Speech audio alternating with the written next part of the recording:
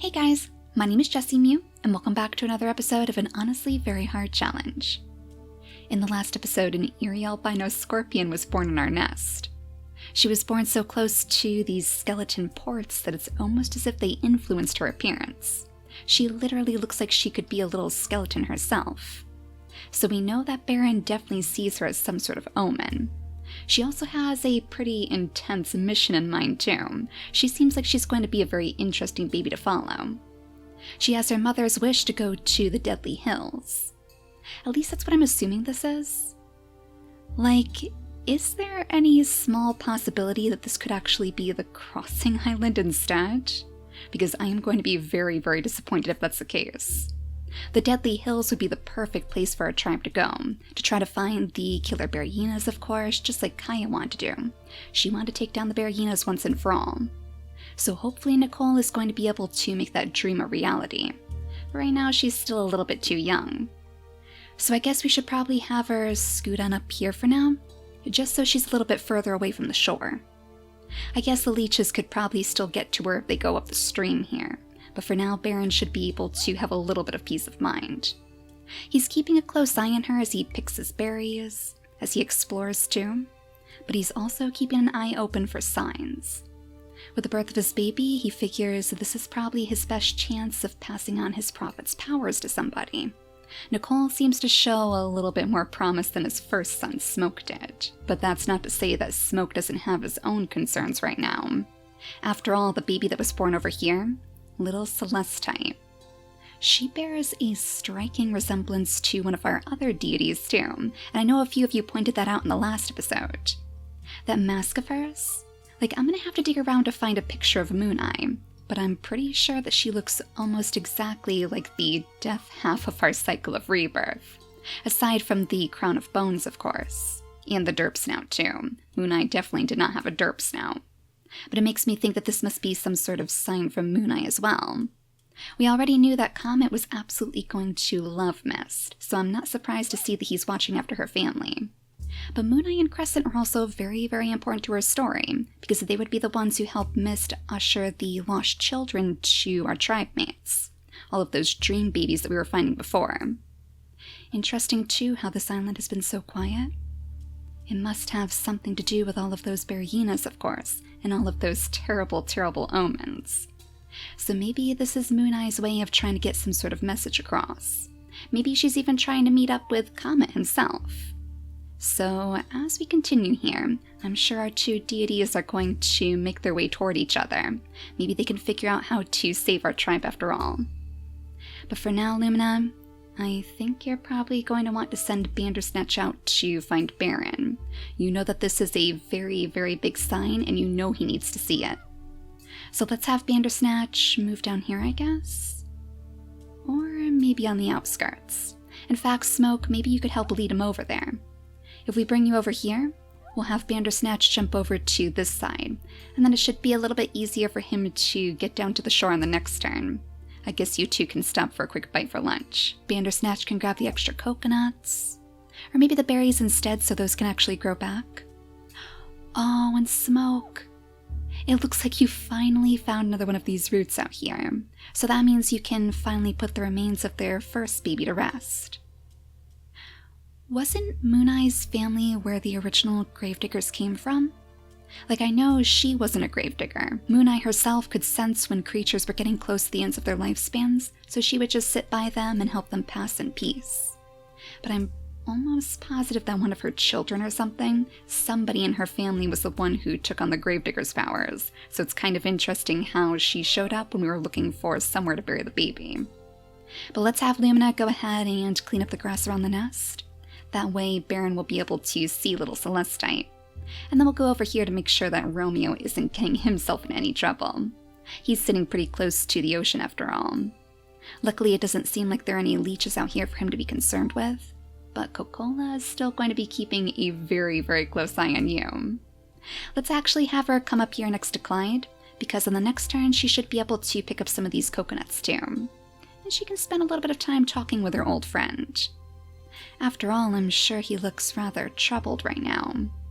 Not only does he feel like he's being replaced by Cherupo, Coca-Cola's big brother, but he also just ran into the remains of his parents, so he probably needs to talk to her about that too. It's going to be hard for him to decide whether or not he wants to leave this old place behind now, because there's always the potential that he might be able to find some more clues. But if he does decide to stay, he's probably never going to see Nicole and her family again. She, after all, has a different mission. She needs to get back to her tribe so they can figure out where to go next. And as for you, Romeo, let's leave you right here for now, because I want to make sure that we move Sheba and Cherabo first. I'm sure Cherabo's probably going to usher her ahead. Well, she won't be able to take down the mole on this turn. She's a little bit too tired, and the heat is really wearing on her. She can at least watch Comet do his work. So he's probably saying to her right now, watch and learn, because he already knows that his little brother knows the skills to take one down. He has no doubt in his mind that Comet is going to be able to lunge on over there and catch the mole off guard. And as for you, Romeo, now that you are literally the only creature left with a turn, let's have you finally dip your little toes into the water. You can try your hardest to catch the fish, I guess. Or even to dig up some of these worms down here. I wonder if maybe you could try to grab one of those instead. As long as you make sure that you're not getting yourself too close to any leeches, you should be okay. We just want to see if you can get your energy back again after spending some time in the cool water. It turns out that Romeo has really found a love for swimming. After swimming all the way over to the center of the oasis itself, he finds it pretty hard to resist dipping his toes in the water now. But I think we should be ready to skip the turn now. So just in case, just to make sure that Nicole is going to be okay, let's go ahead and skip the turn as we watch Baron and Nicole. No Berginas over here. Nothing dangerous has spawned. So far so good. No shadows lurking in the grasses. Yeah, I think today is a pretty quiet day for you all. It still has me so concerned though. I guess with the presence of so many different deities on this island, Animeme is really biding her time. But I know she's going to send a challenge their way. She is not one to let our creatures rest for very long, especially in a challenge like this one. So how many days old is little Nicole right now? It looks like she's 6 days old, so very, very close to growing that second gem. Then she can actually do a little bit more exploring with her father too, and maybe they can work together to find some signs. For now, Baron, let's have you scoot on up here. You should still be able to get down to your baby if anything dangerous comes, and you can sniff a little bit deeper into the grasses. Listen around. Anybody out here at all? No, it looks terribly, terribly quiet on this side of the island. This is one of the few places where nobody in our tribe has explored yet. We'll have you go ahead and pick up the grasses right here. Maybe make an easier pathway for Nicole to follow you in the future. As Bandersnatch tries to find you, I guess it's going to be a little bit harder now. Well, first things first, let's make sure that Smoke goes ahead and grabs this extra root right here. Then I guess we'll have Bandersnatch make his way down to the shore. A dangerous place as always for you to set up, but now you can see the albino scorpion very, very clearly. That shock of white fur. I wonder if at first he would actually mistake her for one of these skeletons too. It's certainly not out of the question. That has to be an eerie thing for any of our creatures to see. We'll have Smoke stay over here for now, just clearing out the graves, of course, cleaning up as he does so well, and I'm sure that Lumina really appreciates his help. I also wonder if maybe she's not expecting to have any more babies anytime soon. With this strange death omen hanging over her shoulders, she has to be a little bit concerned.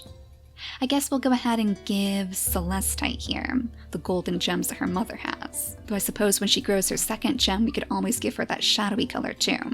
Maybe that would actually be a good way to represent the cycle of rebirth. So Celestite, why don't we have you make your way over to the water's edge too? Of course, you're not going to be sinking your toes into the oasis anytime soon, but you can at least watch the fish swim by. Actually, with that Bergina claw of hers, she would be able to gather a little bit of extra food too, so she can finally do a spot of fishing over here just like her father used to do. Lumina's probably not going to be too happy. In fact, just sitting by the oasis like this has her a little bit frightened. But the oasis is certainly better than the ocean, so I think she would be willing to let Celestite investigate. Now back over here, Romeo. Still no dangers for you, but it looks like more of these little worms have popped up in the process. Well, we'll leave you right there for now. After all, we want Nicole to come on over here to gather this coconut for us. And that should leave the mole open to attack. Oh no, it looks like you can't work your way around Termite City after all. Oh, poor Comet, he just can't manage to squeeze in between that gap. Probably because he's worried about making too much noise. So he's going to have to wait just a moment longer. I guess that means we should probably bring Romeo out of the water then. We could actually have him make his way down this way. If he comes up over here, he could settle down right on the side of the stream, watching over yet another permanent nest. Of course, Romeo still hasn't given up the dream of finding his one true love in the oasis. He knows that she's waiting out there somewhere for him, but he's just not quite sure where. Now Comet, now should be your chance. If you jump over to the side and grab the mole from behind. There you go. Cherubbo can come on over here and pick up all of that meat for you. So now you've really shown your stuff to Shiva, and she should be a little master too. Unfortunately, she will have to wait for the mole to respawn. I guess maybe she could come on over here? If we settle her down beneath the shade of the tree right about here instead, maybe she can wait in the shadows until the mole pops up from its burrow again. I wish we could find a few more roots for Clyde to dig up while he's waiting though. The poor thing doesn't really have very much to do. I suppose he could always come over here and take a quick rest in the shade too.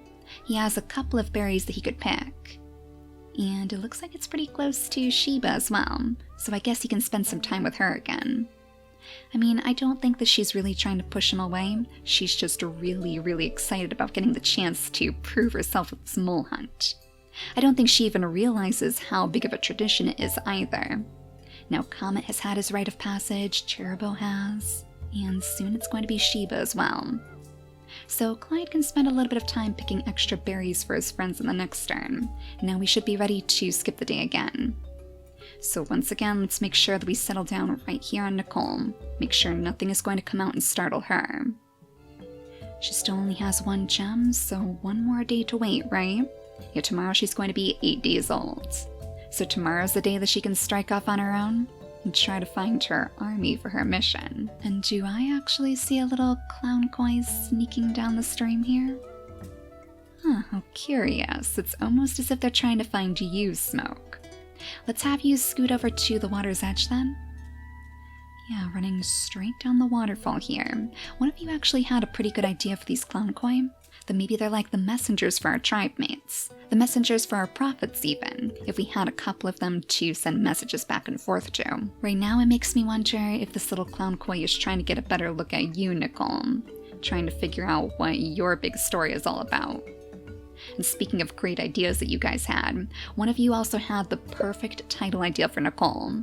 She's going to be known as the Keeper of the Bones. Surrounded by death all her life, I'm sure even if we leave this island, those skeletons are going to follow her still. It probably doesn't help that her father is being so inadvertently distant. He doesn't mean to ignore her, of course. He's just trying to do his job. But in the process, that's kind of leaving her open to be judged by the rest of her tribe mates. And as Bandersnatch watches on from afar with fear in his eyes, she might start to understand why her mission is so important. She does have quite the touch of vengeance in her heart, and who else does that remind you of? I know a few of you also connected her to Melody, our herald of flames from the burning savannah.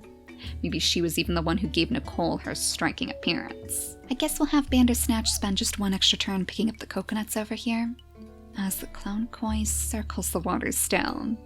Too afraid to sneak out into the ocean, and not willing to let Nicole know that it's watching. Very curious. I wonder which one of our deities have sent him to spy on us. Let's have Baron scoot his way over here next. Sniff a little bit deeper into the grasses. Listen around too. Still nothing. It's like a wasteland over here. It kind of makes me curious though. It makes me wonder if there's something out here that we really are meant to find. I feel like Nicole is probably the one who's meant to unlock it. But since she is growing up in the next turn, I guess Baron should be okay to sneak into the grasses a little bit more. Oh no, Baron. Oh no, another one of those terrible omens. He was taking these red termite hills to mean something terrible is coming in their future. Oh, he is going to turn around right away. As soon as he gets his energy back, he is running straight back for his baby. I guess Smoke is probably done enough cleaning up over here by the grave for now. Let's have him come back to Celestite's side, so maybe Lumina can make her way back down to these coconut trees. If we scoot her on over here, she should be able to pick up at least a little bit of food on the next turn. That is something that we really need to keep an eye on right now. We'll have Celestite move on over here next to Smoke too. Since she can't exactly dip her Bergina claw into the water yet, we'll just make sure that she stays close to Smoke's side. I hope that's not going to end up meaning something terrible for Smoke's future. The fact that Celestite, Mooneye's champion, is staying so close to him. You don't think that she senses death in his future, do you? I hope not, because Smoke has actually been an excellent help to the tribe. Even though all he can really do is gather up roots and clear out pathways, he's still been able to keep our area clean. So I think all we have left to do over here is make sure that we gather up our food, of course, as Sheba scoots into the darkness, waiting for that mole to come back. Comet, let's have you take a quick rest underneath the shade again, since you only have one turn to make anyways. And we'll have Cherabo come on over here to help out his sister. You guys still have a couple of little coconuts to pick up. And you know what, Romeo, not to be outdone, let's have you try your best to crack open one of these coconuts too. I can definitely see him making that his mission.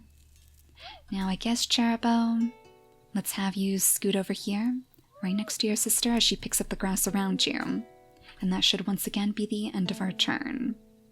So that means, Nicole, you are finally getting your second gem on this turn. Oh, and she looks even eerier all grown up like this. Yeah, she definitely has the lean body, and that's good to see. That means that she should have a seriously high movement skill. She could actually lunge 5 tiles away, as long as it's lit up, of course. So, still nothing dangerous out here? Still not a single shadow? Yeah, it's making me think that we probably want to leave here sooner rather than later. Not only because of the food situation, but also because it's getting kind of boring. I love the oasis, but I don't like quiet islands like this. We have to have some drama in our lives after all. So let me know what you guys think too, because when Nicole is all grown up, we're going to have some pretty big decisions to make. So Baron, after discovering that terrible omen in the grasses, I know you're going to rush back in a flurry. Your first concern is probably just making sure that Nicole hasn't been attacked by Berginas, just like your old tribe. She's fine though. She's a little bit older than when you last left her, and she seems to have developed a pretty good taste for these berries. But aside from that, nothing dangerous is out here that you can see. In fact, that clown koi in the water? Even the clown koi seems to have slithered off somewhere. It almost seems like it's trying to stay away from you. That's awfully curious. The clown koi seemed to love you before. I wonder if you're doing something to upset our deities. Oh no. And if the clown koi are a good omen, can you imagine what these piranha fish must look like to him? Oh, just one fright after the next, Baron. Your poor little heart can't even take it. Bandersnatch is going to be pretty happy to see you, though, especially because he was a little bit too frightened to scoot on over there and talk to Nicole himself. So he can call out to you now, and hopefully on the next turn he can entice you to come on over here and meet his baby. Oh, Smoke. You have your third and final gem too. Let's go ahead and change that over to the silver color. There you go, little guy. Well, I guess you're definitely going to be able to keep a close eye on Celestite now. Let's have you go ahead and clear out the grasses around here. And we'll just leave her right there for now. She could maybe settle back down inside the nest to rest for a little while. Setting herself underneath the shade of the tree should definitely help. She's only 4 days old, so still quite a ways to go before she has her second gem too. But at least Lumina has plenty of energy. Grab those coconuts for us, so we know you're gonna need it. You come on over here, and we'll see if you can find any more food on the next turn. Still no moles over here, but I would guess that they're probably going to spawn within the next couple of turns. So maybe Comet could scoot on over to the water's edge instead. Was that a clown koi or was that a leech? Wait a second, Comet. That almost looked like it was a leech. could we maybe have Clyde come over here then? Set himself up right on the water's edge just to see?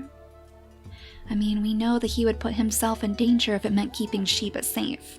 Despite the fact that he does feel like he's being replaced, he's still not going to turn his back on her. So you just keep a very, very close eye on the water, okay? If it was a clown koi, then that's fine. That would probably actually be leading Comet back towards Celestite. But if it was a leech, then we might want to move on out of here. It means that the leeches have invaded this waterfall. Actually, Romeo, how on earth did you not even notice? Were you too distracted by those coconuts? Isn't that just the way? Time and time again, getting distracted, trying to impress his tribe mates, when all he has to do is be serious and try to watch his tribe mates' backs. There we go. It looks like it was actually just a clown koi after all, so crisis averted, Clyde. I wonder if this is the very same clown koi that was skittering around over here. I know it's awfully far away, but still, the clown koi can move very, very fast. That's why they would actually make some very good messengers. So Comet, this must be a message for you. A message that it's time to move on from the safety of this tree. You know, I think that's something that I never actually touched on. It's kind of funny too, how Comet was born right underneath the shade of a tree, right underneath one of the safe havens, just like Comet is known for. So I guess it's time that he brought his protection to a new tree. And of course, the only other tree on this island that we can really get to is this one right here. So I think he already understands what's next in his list. What his next big mission is going to be. I'm guessing it won't be very hard for him to convince his family. In fact, the only one who probably won't want to move at all is Sheba over here, because she still wants to catch that mole to prove herself to the rest of the tribe. So for now, she's going to stay silent, sitting in these grasses so nobody will see her. But I guess if anybody needs to stay behind with her, it's probably going to end up being Clyde. So in the next episode, hopefully we'll actually see our deities cross paths. Again, I'm not really sure if Celestite can be considered a true reincarnation of Mooneye, but I think she's more like Mooneye's champion. So it'll be interesting to see how these two personalities clash, though I'm sure that Comet would probably get along quite well with our cycle of rebirth. It's really just Nicole that has me concerned. With a personality that has been forged through her own taste for vengeance, her own wish to collect her mother's dream. It's only a matter of time before the rest of the tribe sees the potential in her wrath too. After all, with confidence like hers, there is no way that she could possibly fail. So for now, thank you all so much for watching, and I'll see you all next time. Bye guys!